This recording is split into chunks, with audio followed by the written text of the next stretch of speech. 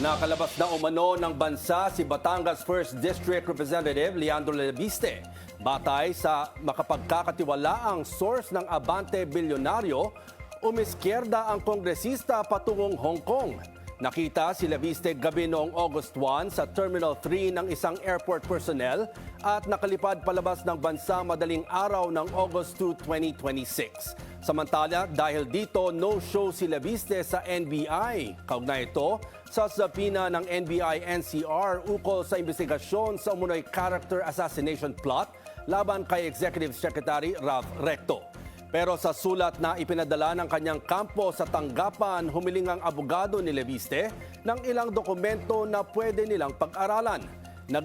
Maging si dating Negros Oriental Congressman Jing Paras ay may kagaya ding hiling sa NBI pero kapwa tinanggihan ng ahensya. Ipinagpapaliban ang pagdalo ng dalawa sa patawag ng NBI sa August 11. At kung hindi man sisipot sina Leviste at Paras, magpapatuloy pa rin ang investigasyon.